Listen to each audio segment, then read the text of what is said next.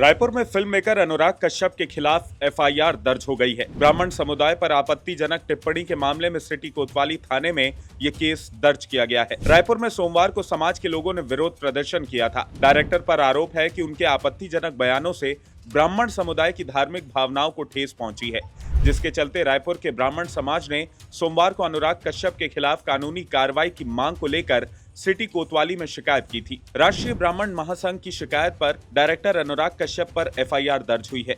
संगठन के प्रमुख पंडित नीलकंठ त्रिपाठी ने अपनी शिकायत में पुलिस से कहा कि ब्राह्मण समाज पर जातिगत अभद्र भाषा में टिप्पणी करने की वजह से समाज की भावनाएं आहत हुई हैं। इस वजह से हम फिल्म मेकर अनुराग कश्यप के खिलाफ कार्रवाई चाहते हैं। नीलकंठ की शिकायत पर रायपुर की सिटी कोतवाली पुलिस ने फिल्म मेकर अनुराग कश्यप के खिलाफ भारतीय न्याय संहिता की धारा 196 और 302 के तहत केस दर्ज किया है। दरअसल समाज सुधारक ज्योतिबा फूले और सावित्रीबाई फूले की जिंदगी पर बनी फिल्म की रिलीज डेट टालने को लेकर अनुराग कश्यप भड़क गए थे।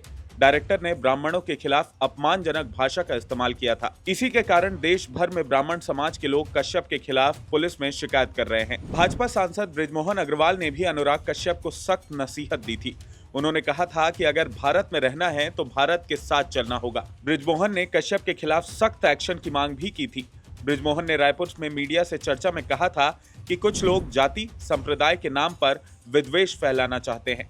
ऐसे लोगों के खिलाफ कड़ी से कड़ी कार्रवाई करनी चाहिए। सबको ये समझ लेना चाहिए कि भारत के साथ चलना पड़ेगा। दरअसल अनुराग कश्यप की फिल्म फूले 11 अप्रैल को रिलीज होनी थी।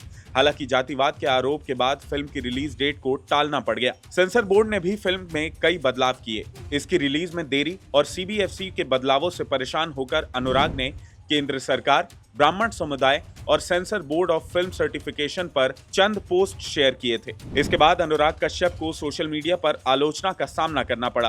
अनुराग पर निशाना साधते हुए एक यूजर ने लिखा था कि ब्राह्मण तुम्हारे बाप हैं, जितना तुम्हारी उनसे सुलगती उतना तुम्हारी सुलगाएंगे। इसका जवाब देते हुए डायरेक्टर ने आपत्तिजनक शब्दों का इस्तेमाल किया था। अनुराग ने विवाद के बाद कहा था कि मैं माफी मांगता हूं, पर यह मैं अपनी पोस्ट के लिए नहीं बल्कि उस एक लाइन के लिए मांग रहा हूं जिसको गलत तरह से लिया गया और नफरत फैलाई गई।